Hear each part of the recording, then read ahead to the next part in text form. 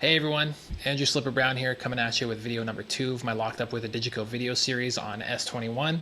If you checked out my first video, thanks so much for taking the time. I really hope you enjoyed that video. If you haven't seen it, I definitely recommend checking that video out before this one. We're starting off from exactly where I left off on that previous video. So if you're interested in learning how to set up the console from scratch, how to build a show template and turn that template into a fully functioning show file, that's the video to start with.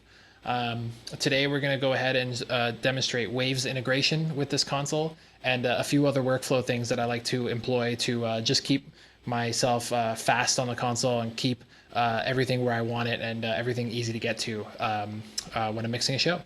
So let's dive straight in. The setup that I'm working with today obviously is S21. I have a Waves DMI card in that console. I've got a Waves Server 1 sound grid server here, and I'm running Waves multi-rack. I have demoed Super Rack. I really like Super Rack. If Waves gives us the opportunity for us licensed owners of multi-rack to upgrade to Super Rack with a bit of a discount again, I would definitely take advantage of that. So Waves, if you're listening, let's hook that up. Setting this up is super easy. It's literally just 2 Ethernet cables. 2 ports on the DMI card, one goes to the server, one goes to the host, and you're set up. There's a little bit of tweaking to do in the host software, but it's really, really easy. And if you need help with that, check out Waves. They've got a lot of support on how to set that up. You can run this in a redundant setup, which I've done before, and that just includes a switch and a second server. So slightly different routing, but equally as simple to set up at the end of the day. So moving over to the console, we're looking at the show file that we finished up with from the previous video, and we're going to patch up our inserts. So every channel obviously has an insert. All the groups have inserts. There's 2 inserts per channel, insert A and B. One is pre-processing on the input and one is post-processing. I lean towards starting with everything patched into insert A. And then if I feel the need to move it post-channel processing, then I just move that channel over to insert B. The reason I always patch everything to start is I have every input going to multi-rack regardless of whether I'm using a plugin on it or not, for some latency management, which I'll talk about in a bit. I always start with everything patched into insert A because it makes ripple routing through all the channels a lot easier and a lot faster. So having said that, I'm going to route to every input and I'm going to route to all my groups. So to make the ripple route work a little bit easier for us here, I'm just going to move my groups over here. Okay, and then what that's going to allow us to do is start with my kick in and ripple route all the way to my master. All right, so jumping over to my kick in channel, my channel 1, going to the insert A send, choosing the DMI Waves card. And the ripple route, we're going to go 1 to 51. So 31 of those is are my input sockets, and then 32 through 51 are the 10 stereo groups and the master bus. So if I route that, we'll have that all set up. And then unlike internal routing for send and returns, on these inserts, you always have to patch the send and return separately. So we got to go ahead and take care of that. So Waves 1 to 51. And that's it. So you can see we're patched up here. Insert, send, and return, both patched all the way through. And if I jump down to my master bus, 50 to 51. So we just patched simultaneously like 30 channels in seconds. So I love that about the ripple route. Next up, I always start with my inputs because I like to keep things in I like consistency. So channel 1 is mic input 1. Which is my record, send, and return 1, which is my multi-track channel 1, and it ends up being my Waves insert channel 1. So that's why I do that. Next up, we can go ahead and look at the effects. If you remember from the previous video, we're doing mono send to stereo return effects. And to patch that, we went to our outputs of the aux sends for the effects, and we would route the mono send to each side of the stereo effects rack on the console. With Waves, you don't have to do that because you can actually do a mono send with stereo return in the multi-rack, and I'll show you that in a sec. So patching is a bit different. So we'll go ahead across all our auxes. We're going to start with waves output 52, and all we have to do is skip one input, because this send to waves output 52, the return for that will be waves 52, 53. Okay, so carrying on with the patch here. It's a little bit more tedious to do it this way, but what happens is when you actually build your multi-rack file, it auto routes for you all the DMI inputs on the in multi-rack, and this is how it sets it up. So it just makes it a lot faster to kind of, a little bit of work here saves you a lot of time on your multi-rack file, because reassigning inputs and outputs in the multi-rack file, I mean, you're either doing it here or you're doing it there. It is what it is. So going to the returns, we patch them just like inputs. So they're currently patched to the internal effects returns from the internal effects rack. We're just going to change that to waves, and we can do a ripple route because they're consecutive inputs, and we're done. So that's it. That's all the waves insert patching done on the console. Pretty quick, pretty easy to do that. We can jump over to multi-rack, and this file here is a multi-rack file for this show. Okay, so it starts out with all the racks for all the inputs, and you can see the DMI inputs correspond directly to the waves patch on the console. So my kick in is channel 1 patched to waves output 1, which is DMI 1 on waves, and then out DMI 1 because it's an insert. All right, so that carries on. And then we have our groups in stereo down here, and then we have our effects. And like I said, they're mono input to a stereo output.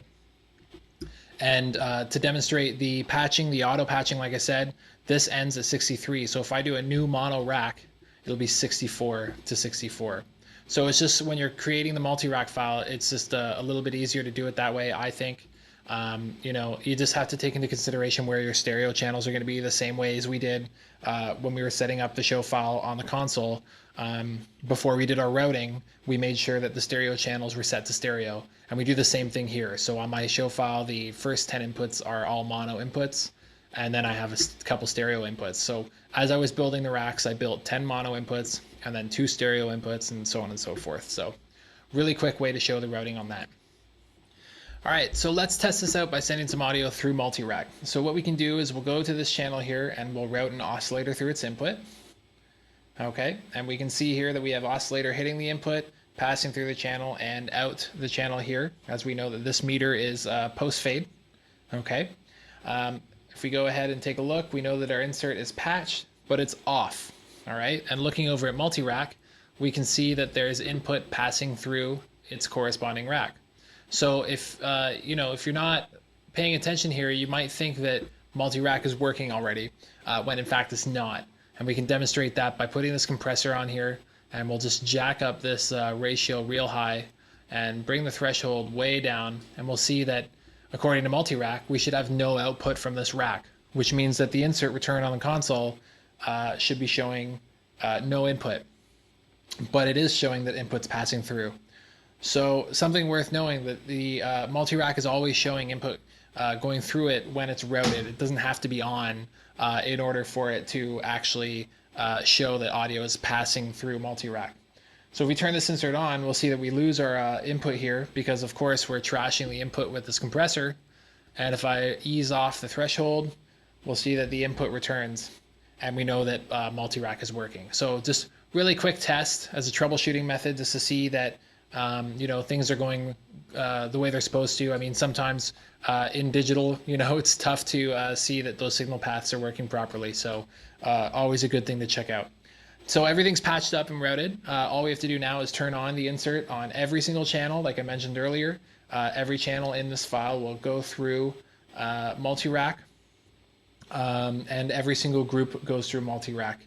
And of course, that is for some delay compensation. All right, let's talk about latency management for a minute. I do a couple things in my show file to make sure that every input gets to the master bus at the same time. So this is a bit different than delaying a kick out mic to a kick in mic to maintain phase response. This is just about maintaining natural propagation delay that takes place when capturing sounds with microphones in different places. That's all I'm trying to achieve here. I personally, with this particular show and the situations we were in, and using waves as much as I am in this file, just felt that this made everything kind of feel a bit easier and more natural in the mixing process. So, there's a lot of guys that kind of go really deep and really intensely after this kind of thing. I kind of took a bit more of a lax approach, and I'll show you what I did. So first of all, for my inputs, as I mentioned earlier, we route every single input to Waves multi-rack and back, okay? And by doing this, we're basically making sure that the throughput time for every single channel is the same before it routes to a subgroup. All right, now these numbers are arbitrary. I just threw these in here as an example.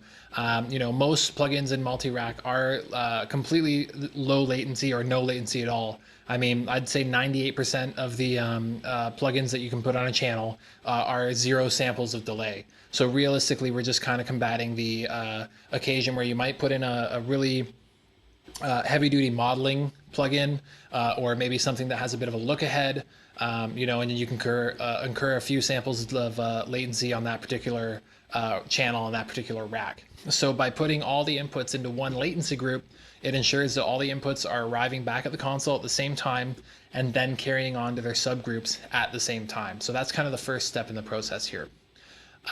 Step 2 is thinking about the subgroups, the way everything's routing through the console. So this is my path, my signal path that we set up on the show file. I've got all my drum channels that go to a drum bus. I've got all my instrument channels that go to these instrument buses, and then I have my vocal that goes to a vocal bus, and then everything gets routed subsequently through the master bus. So effectively, all the instruments are summing at the all bus, and all the vocals and instruments are summing at the master bus together. Now, under these circumstances, and the way we've patched up our multi-rack inputs, multi-rack inserts, we've got a lot of places where things are traveling to multi-rack and back. So it does take some time. There is some throughput time that takes place, as with any insert. I mean, if you were to take an analog reverb or something like that and use that as an insert, or an analog compressor on an insert for an input or whatever, the A to D, D to A conversion is going to take a set time. That's always going to exist, okay? So similar to that, when you're using the Wave sound grid and the DMI card, there is a set time it takes for the signal path to travel out the insert, on the input or the group, go through whatever processing rigmarole it's got to go through, and then come back to the console, okay?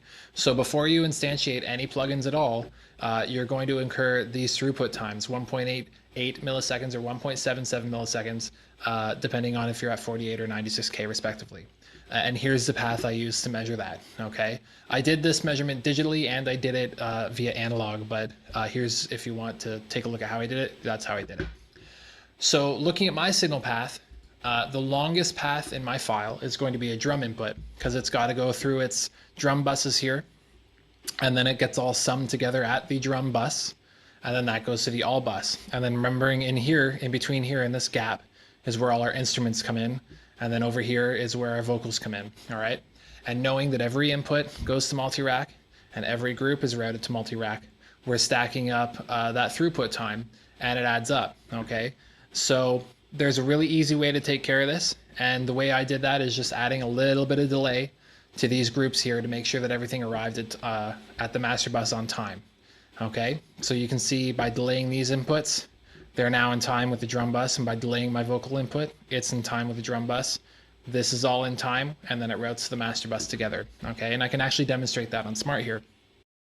All right, so looking at the console, I've got a setup here that is just a demonstration of how we're going to do this delay in the file that we've been creating. So in this particular file, I have a reference oscillator that is routed directly to a reference matrix feeding the reference in Smart. I have 4 input channels. Okay, these channels are routed to what they're labeled as. So this master channel routes only to the master bus. This vocal channel represents any vocal channel in our show file, routing through waves to the vocal bus, routing through waves to the master bus. And then same for this instrument and shell dry channel. So they route to their respective buses through waves the same way as any other input would in our show file. So the longest path here, as we mentioned earlier, is the shell dry through waves, through the shell dry bus through waves, to the drums bus through waves, through the all bus through waves, to the master bus. All right. And right now, again, what you're looking at here on Smart is just the master with no waves inserts or anything like that compared to the reference. So right now we see everything zeroed out. If I unmute my vocal channel, going through all that processing, we see that it shows up a little bit later in time. And then my instrument and my drums. So you can see with no delay compensation in the current setup that we have, that we're going to have all these input channels going through the processing and arriving at the master bus at different times. So as demonstrated in the PowerPoint, we're going to add some delay to a couple of these groups in order to combat that. So looking just at the drum channel going through its processing being the longest path, we're going to go ahead and set that as our 0 reference on Smart. So we'll insert that time. We'll go ahead and unmute our instrument bus, and now we see that that's arriving to the master bus earlier, so it's now behind the drums in the reference here. And we're going to add some delay to that instrument bus. All right, so we'll spin that up, and you'll see that that impulse is moving. And when we get to the right setting here, it should flatten out its phase response. There it is. All right, we'll do the same for the vocal bus. Now the vocal bus needs a little bit more delay because it's a shorter path. So it's moving again.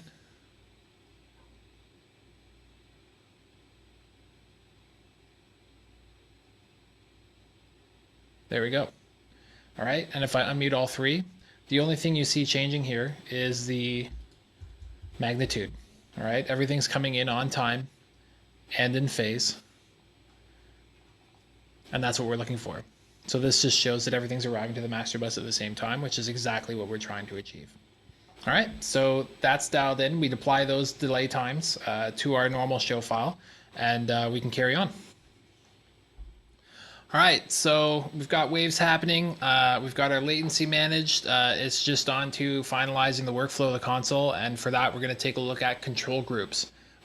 So looking at the console layout as it was with the file that we've created so far, we left all the control groups at the bottom of the file here ready to be set up. So super easy to set these up. They have 2 modes. Most control groups in Digico land have a couple different modes, but on the S series, they've got 2 modes, VCA mode and mute group mode. Those are the only 2 modes they operate in. I will be running everything in VCA mode. Super easy to set up. Just grab edit and members, and then you just grab what you want to be in it. Hit OK. They show up there. The channels show up there. The amount that they're contributing show up as well by these little white lines. So a lot of information coming up on those VCAs there. Now in the name of saving some time, I've already labeled and set up all my VCA groups, and I'll explain them all here as I kind of move everything into place. So first and foremost, I am using a lot of these VCAs to group like inputs. Reason being is I would usually use groups, but on this show file, we're using all of my groups and we're using all the auxes already, so I have no way to do that. I do like to sum like inputs so that I can treat them as one input after they're summed, but we're going to let the VCAs do that for us on this file. So what I've got going on is a kick VCA, which has my kick in, kick out, snare VCA, which has my 2 snare channels, toms all looped in one, overheads looped into one, guitar channels, keys, and then a few other auxiliary ones over here. So let's go ahead and get these moving around. Now to make it a little bit easier to move these around, I'm going to add another bank. I'm going to swap some banks around, and we're basically going to completely build from scratch some new banks here to have everything laid out the way we want to see it. And I'm going to move my VCAs up to here so I can just move them into place a little bit easier. So we're good there. All right, so we're going to keep all of the source inputs for the VCAs as close to them as we can and on the next layer down so that we can always easily get back to those source inputs to work on them if we need to. You can also do a set spill or a VCA spill on this, but I just find, you know, with them being so close and being one button push away, you don't really have to. And again, the reason we're trying to keep all these like inputs on one handle is once we've built the, kind of set up the mix relationship between those inputs, we don't want to change them by moving those input faders around. So this is just not only a way to get a cleaner surface to work on with everything on one layer for the whole mix, but it also allows us to keep those relationships for those inputs working together. So carrying on here, I generally don't use the bass mic in this file. It exists pretty much as a backup. So I'm going to move that down a layer, move the guitar and the keys up here. Now the guitar VCA and the keys VCA, they're not like inputs. I mean, there is a guitar mic and a Kemper, but like the bass mic, the guitar mic is essentially just a spare. The stage volume for this particular act is so low that those mics often get a lot of drum bleed in them, so they're really just there if there's a failure. Specifically, like for the bass, he's doing a lot of effects and a lot of things that are coming out as DI, and we have a really, really, really great sounding DI, and it meets all of our needs. So just to keep it as simple as we can, we just don't worry about blending those inputs. Same goes for the Kemper. His tones are dialed right in there. The speaker isn't really adding too much to that under these circumstances. So with the guitar VCA, it has all three of those inputs in it, but for instance, the acoustic is only ever played when he's not playing his electric, which runs through the Kemper. So just having the guitar on one handle just keeps that a lot faster. Same goes for the keys. The key players in this act are super on top of it. They generally ride their own volumes. So kind of once we're set, and into a tour, I'm not having to do much except, add a little bit more level or take a little bit of level away, depending on what the show needs as far as those key inputs are concerned. So coming up here to pretty much everything being in the right place as far as the way we want to see it. We're just kind of left with a few holes here. So click and spare I like to have available. The click I like to have available just in case during a line check so I can see that tracks are running. So that helps. So if a tech on stage goes over and fires the tracks for the line check and something goes wrong, I can find out right away if it's whether or not I'm seeing input or whether or not the tracks aren't fired properly. So that's why I like to keep the click available. It's not routed anywhere. It's not going anywhere. Spare vocal is available because this is a spare vocal. We want to have that ready to go and ready to pull into action if we need it. Reverb VCA actually only controls my vocal reverb, my doubler, my background reverb. Drum kit reverbs I like to keep out of VCAs because I figure that they're part of the drum sound. So if the drummer hits a snare between songs, I want it to sound like the drums sound. Whereas if the vocalists are talking between songs, I don't want it to have all their effects on it, between songs like that. So I like to have that on a handle to mute and just control the overall volumes. And then for my delays, I do a lot of delay, send, and return stuff in this file. So I like to have them right on top so I can easily grab the mute, easily grab the return and throw it and do what I got to do to get those delay hits happening the way we want to have them. Lastly, I'm going to move the iPod channel up here, and that's our first two layers done. So you can see I've got basically a show layer, which has everything I need on it. I've got my inputs that feed that show layer down here, so one layer down, and we're pretty close to being set up here. So I'm going to go ahead and move all my effects, sends, and returns onto one layer, keep them nice and tidy, and then that layer is going to get buried because essentially I don't really need to see them until when the show is going. It's once they're pretty much set and forget. All their mutes and everything are generally built into Snapshot, so I don't need to touch those. I've got this PA matrix here, which I'm going to put down on my PA layer, and then I've got these two VCAs left over here. VCA 9 I'm not using, so I'm going to get rid of that. And then this groups control group is all of these groups. So I don't need that to be on a fader. I'm going to use this as a spill set only. So I'm going to get that out of the way as well. We're going to go back to edit banks and get rid of these banks we don't need. I'll remove those. All right, I'm going to go back to swap banks. I'm going to pull these guys over here. This to here. I'm going to bump that over there. Oh, there we go. All right, so now you can see we've got a show layer with everything we need for the show on top. The supplementary inputs layer below that, so quick to get to. Our groups and master and our tuning layer all together. Our utility channels, and our sends and returns. So really nice and tidy. Everything's where you want to see it. Just a couple more things to set up here. So the PA VCA, it has all of my matrices for the PA in it. And the reason I like that is I like to have that all on one fader. I don't want to make PA adjustments with my master fader. So by keeping this PA VCA over here, it allows me to have full control over my whole PA. So if I have a big, powerful pop song or a big, a big hit or a big chorus or something like that, I can just ride this VCA up and just get a little bit more punch out of the PA. Beyond that, if I'm in a room or something where maybe the PA in the room is like way overpowered, or like my mix is sitting perfectly at the volume I want it to sit at, when maybe my PA is down at -7, or like maybe this is what the mix looks like for the PA, in the sense that these are the levels I need to have that tuning work for the room. I mean, if I don't have a processor, I'm doing all this stuff on my show file. So having these matrices down at these throws of the fader, they're in a lower resolution part of the fader. So by having all those matrices on one VCA, I'm always adjusting the whole PA on the highest resolution part of that fader. So I like to keep that going on. Beyond that, I'll actually go as far as making that PA VCA my master fader. So I can set that up, and now the master fader on the console ends up being the PA VCA controlling all of those matrices. So just a nice thing to have going on there. And we're going to add in a couple spill sets. So I'm going to put my PA spill up here. And I'm going to put my group spill up here.